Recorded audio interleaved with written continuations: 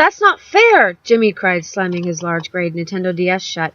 You cheat! I told you never to use your Blastoise. His level is too high. Preston smirked, though Jimmy's voice made him glance at the metallic picnic table across the playground, where Miss Hinson sat reading some book. I really don't want her to take my game away again, he thought. He closed his smaller blue DS so that the Pokeball sticker showed on the front and tucked it in between his legs just in case she looked up. No one likes you, you Pokemon freak, Jimmy said. His limbs shook and his face turned red. For a minute, Preston thought Jimmy looked like a red version of the Hulk. He felt a smile coming on, but forced it back. Any more attention would alert Miss Hinson. Jimmy just stood over him, fists clenched, but finally just walked away. Preston sighed, tucking the game system in his pocket. Kids played shark in the sandbox and swung one another on the swings. Preston sighed, staring at them, but then turned away. He had a lot of friends after all. Pokemon. So he brushed dirt off his Pokemon shirt with Ash and Pikachu and sat under the tree nearest the forest on the outskirts of the playground. Acorns hit on the golden orange leaf littered ground, and as Preston sat up, his back scraped against the tree's trunk. The boy cast another glance at his teacher before he took his DS out of his shorts pocket. He opened it and pressed the power button, but stopped when he caught something out of the corner of his eye. At first glance, it looked like a yellow speck, though the more Preston looked at it, the more it looked like a Hypno. Preston blinked, expecting for the image to be gone, but there it sat, swinging its pendulum, a gray stone with a hollow center attached to a string, to and fro. Its cat-like ears perked up, and a long nose was nestled between two squinted eyes. Oh, Preston said, placing his DS on the ground, and slowly getting up, the Hypno sat as it was, watching its pendulum go back and forth. Preston crept toward it, making sure that his foot rose high enough and fell gently as not to make a sound. Whenever the Pokemon glanced in Preston's direction, he darted behind a tree. They are real! I knew it! If I only had a Pokeball. The closer the boy got, the more he noticed some things about Hypno. The first was that the Pokemon's face looked rough and paper-like, almost as though it were made of... What was it Miss Hinson helped us make our Halloween masks out of? Papier-mâché. And its eyes were more set back, as though Hypno wore a mask. His skin looked more like a yellow long-sleeved shirt and pants, but he wore no shoes. He kinda looks like a Hypno, Preston thought, but no more had he thought that he realized that everything looks different in a cartoon reality, like how Tom and Jerry look goofier than a regular cat and mouse. Preston's foot fell on a twig. The piece of wood broke with a resounding snap. The Pokemon looked up at the boy, its pendulum coming to a halt.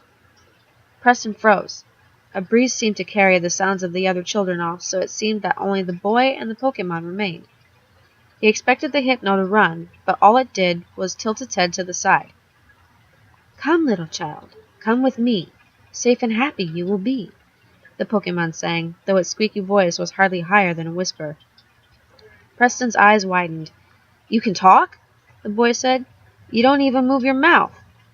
I'm a psychic-type Pokemon, Hypno said. I don't need to speak to talk.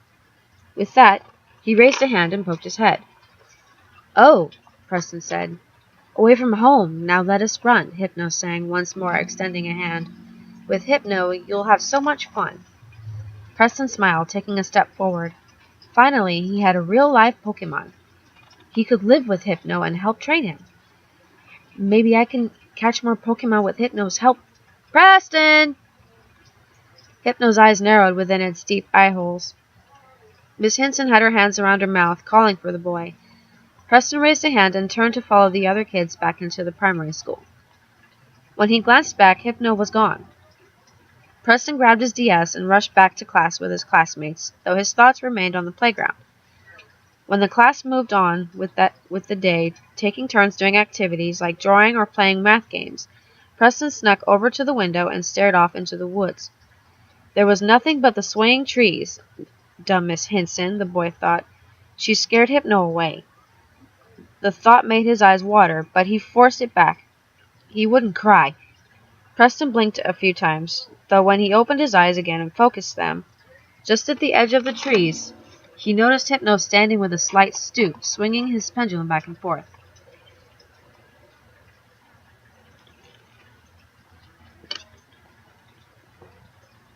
You are such a fucking idiot! Preston heard his mother through the bedroom walls. He turned up the volume on his game, laying on his bed and holding the console above his head.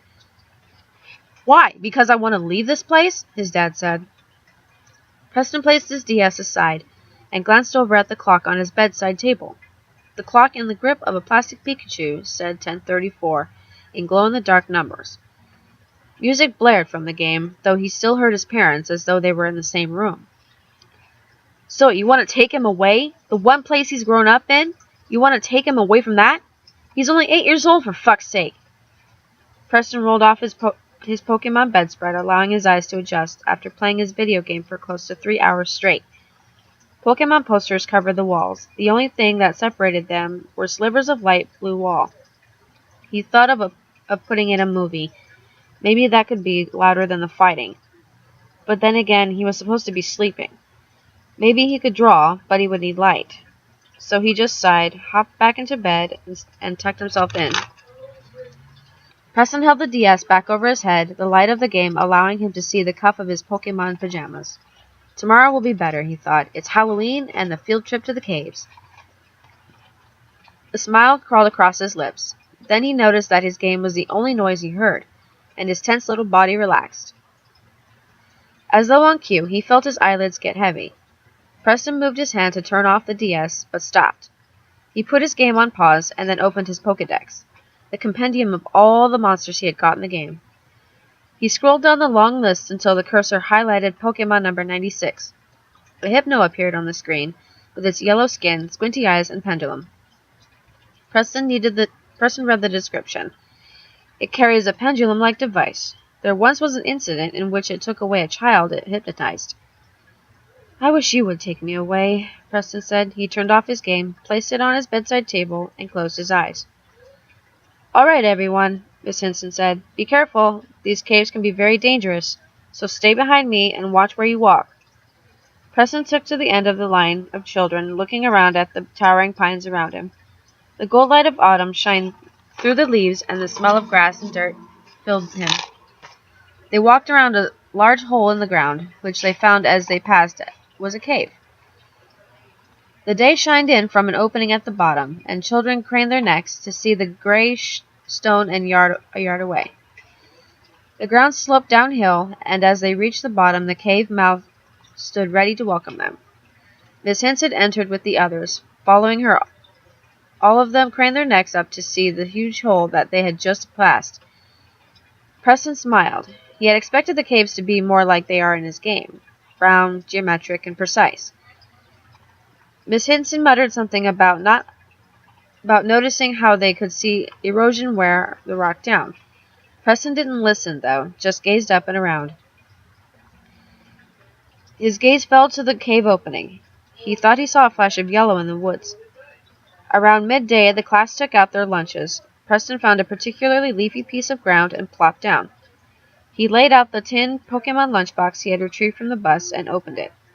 Inside lay a peanut butter and jelly sandwich, stuffed into a baggie, and a box of Minute Maid juice. He sighed. Why does Mom keep making the same lunch?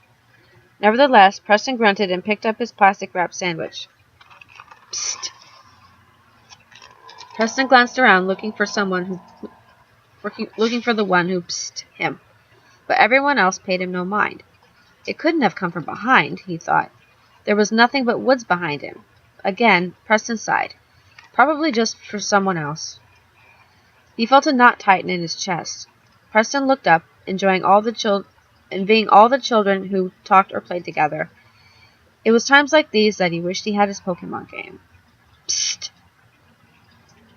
Half behind a tree and half hidden by the green shrubbery stood Hypno with his stooped posture and swinging his pendulum.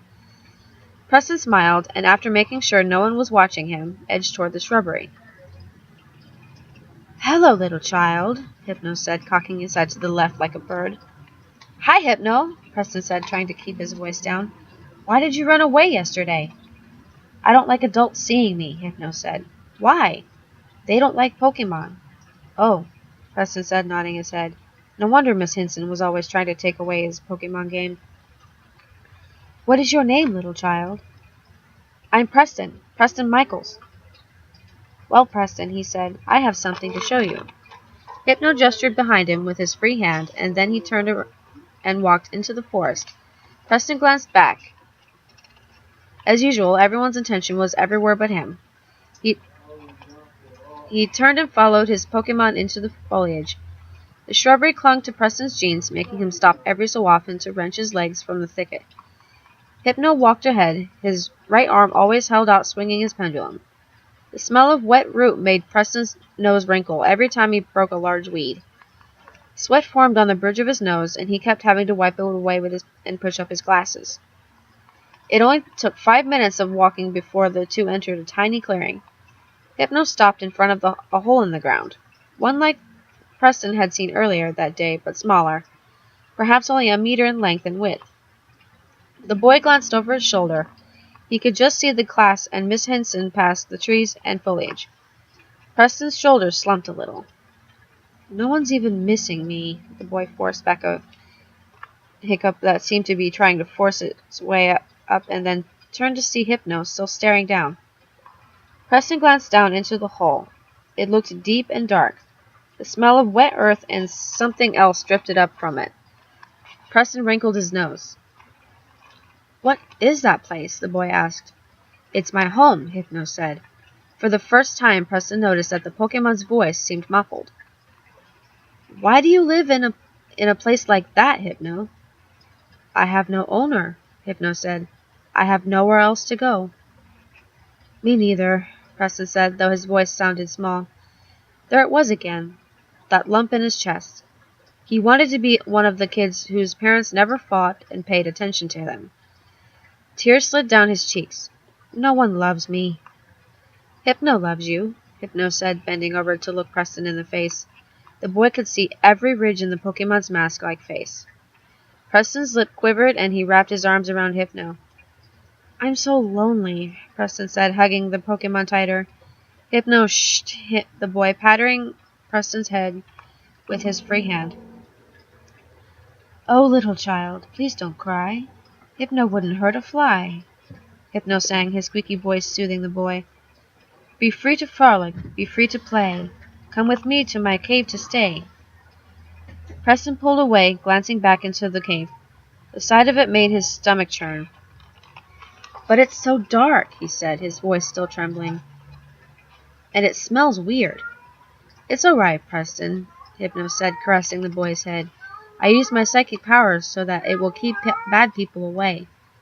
But once we're down there, you'll have so much fun. There are a lot of children just your age down there. We all want to play with you." Preston gazed up into Hypno's muddy green eyes and smiled. He stepped back, wiping the tears away. "Okay," Preston said, "let's go." Hypno held up his pendulum and swung it back and forth. "Now look to me, the pendant calls," Hypno sang. The world darkened around the edges of Preston's sight as he followed the pendulum. The sounds of the other children, the smells of the cave before him, and the wind brushing against his skin died away. It was as though Preston and Hypno were the only two in the world. "Back and forth, your eyelids fall." The boy's eyelids fell, and he drifted to sleep. Preston tried to move his arms, but something held them to his sides. He grunted, moving his head back and forth. He tried moving his feet. They too were bound. Preston took a deep breath and coughed. "That bad smell," he thought. "It's so strong." Then he remembered what the smell was. He remembered a time when his mother and his father were happy together and went to the beach or theme parks or on picnics. Once they crossed a dead puppy, and Preston's father got out of the car and moved it to the side of the road. Preston had gotten out, but had to get back in. He remembered that smell, that sweet smell that made him grimace, of decay. Preston coughed again. "Hypno," he said, "where are you?" There was no answer. Warmth ran through Preston's body. The little hairs all over his body stood straight up. He knew he had to open his eyes, but with that smell and Hypno gone, what was he going to find? The boy shook and whimpered. He took a deep breath, forcing himself not to gag, and opened his eyes. Very little light lit the cave walls, where the Ones the boy had seen earlier that day looked gray. These looked black. Water dripped from the rock, making a drip sound every time a drop fell. He tried moving again, though the ropes bit into his naked body. The hard ground made his back ache. Though the air felt warm, Preston still shivered. "Help!" he screamed, but stopped when he saw the rest of the cave. Bones and clothing littered the ground. A little girl's Barbie shirt, a little cap with Seminole stitched across it. "I just want my mommy and daddy. I want to go home." Tears flooded his eyes as he struggled more and more. "Help!" he screamed. As he thrashed back and forth, the boy's gaze found Hypno. The Pokemon's stooped silhouette hunched over a lit lantern. "I want to go home, Hypno," Preston said, his tears leaking into his mouth. "Take me home. I don't like it here." "Oh, little child, you cannot leave," Hypno said, his voice low but squeakier than before. His voice made the boy shiver even more. "For you, your family will grieve. Mine's unraveling at the seams, allowing me to haunt their dreams." "Please," Preston said. Hypno stood. He swung the pendulum back and forth, but it seemed to shine in the dim light. Each time it would hit the light, it made Preston squint. Hypno moved closer. "Don't cry, Preston," Hypno said, speaking in the same low, squeaky voice. Preston tried to crawl back. Blood ran down his arms and legs. "Do not wail and do not weep. It's time for you to go to sleep," Hypno sang. His voice heightened as he sang, making Preston scream louder. Hypno's eyes widened, though only a bit of them was visible through the eye slits. "Little child, you were not clever. Now you will stay with me forever." Hey YouTube, Pixie Love here. This is my second creepypasta video. Hope you guys liked it. Please like, share, and subscribe if you want to see more videos. And happy viewing!